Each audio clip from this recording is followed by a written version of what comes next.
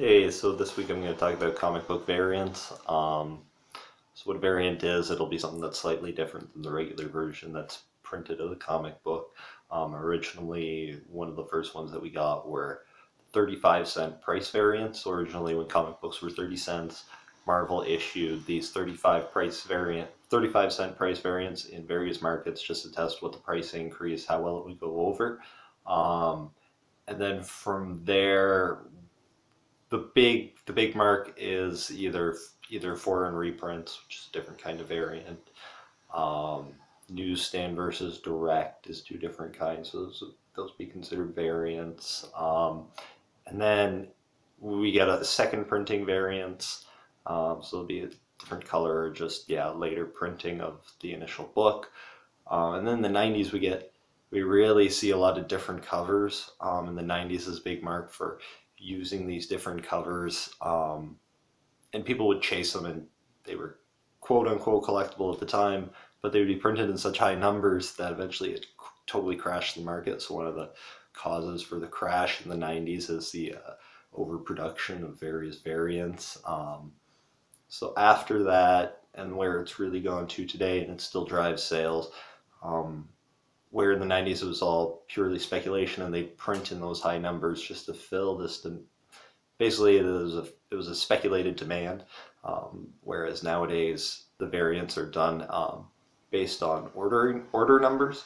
So you'll either have like a 1 in 10, a 1 in 15, 1 in 25 variant.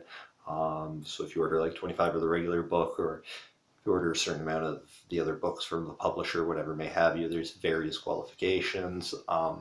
You get these variants, and it'll be different cover artists. So nowadays there's popularity for collecting different cover artists, as I mentioned a few times in various blogs. I'm a J. Scott Campbell fan, so I have a variant for Superior Spider-Man 29. This is one of my many variants that I've got. I'll use this one as an example. This one's actually interesting because it's not based on a print run, like a lot of variants are. This is actually going to be a convention exclusive variant. This one is for Lamol Comic Con.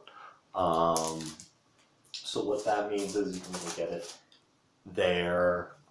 It used to be more exclusive with the actual convention variants, but nowadays everything's put online eventually after.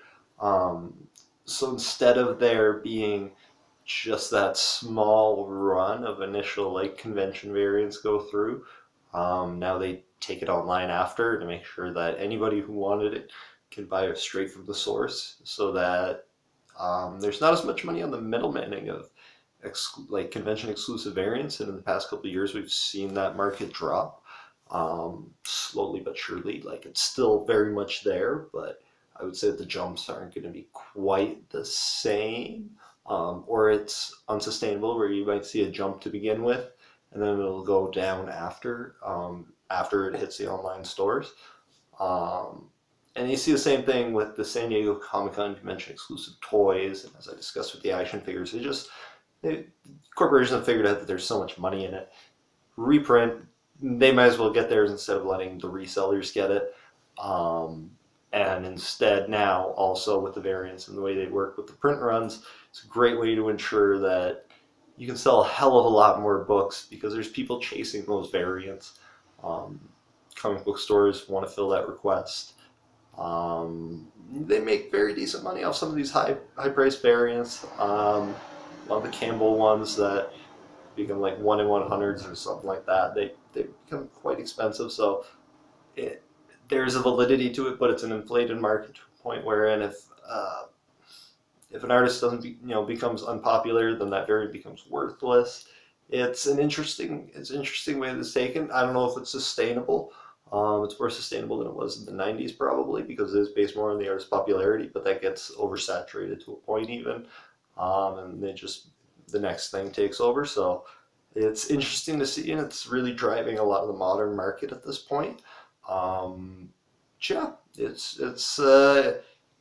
I've made decent money off it, and a lot of dealers I know have. So we'll just see where it goes. And thanks. Have a good night.